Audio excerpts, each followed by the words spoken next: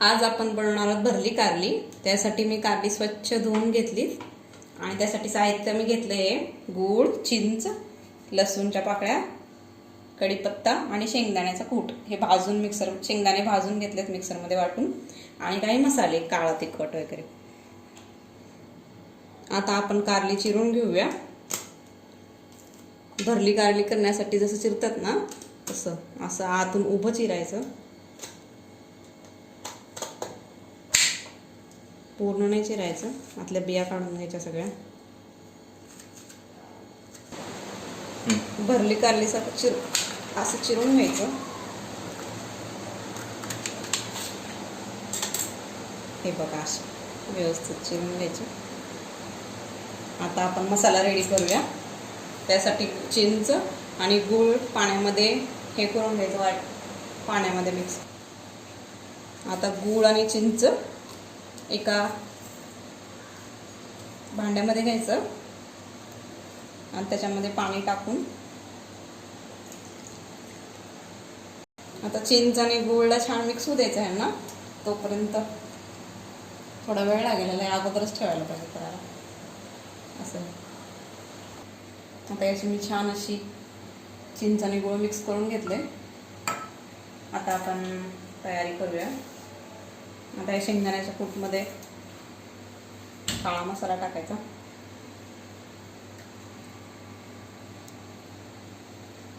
हळद, धने पावडर आणि लाल मिर्च। आता याच्यामध्ये हे मिश्रण आहे ना,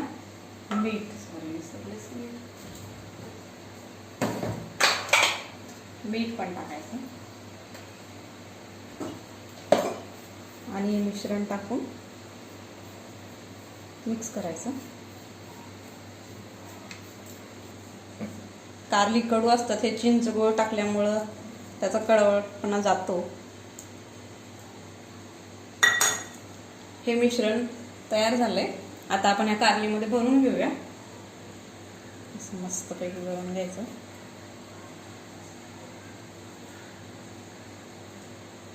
जर तुम्हाला पातळ वाटत असेल तर अजून थोडं शेंगदाण्याचं कूट घालू शकता।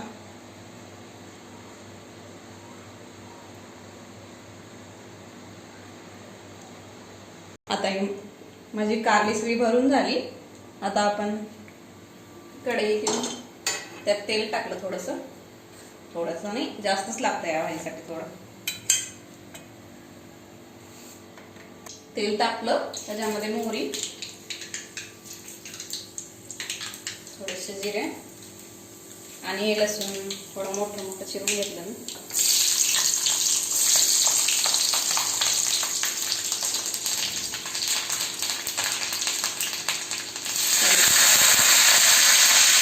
खाली टाकायचं।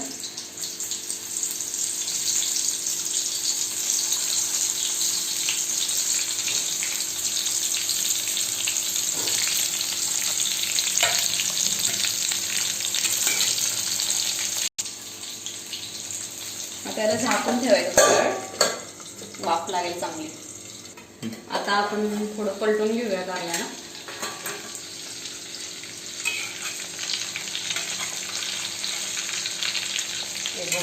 लाल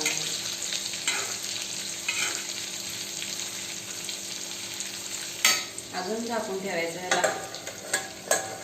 15-20 मिनिटं तर लागतात शिजायला कारली।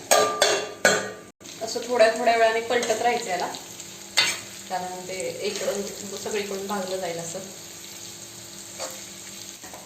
आता ही आपली कारली झाली, भाजी रेडी।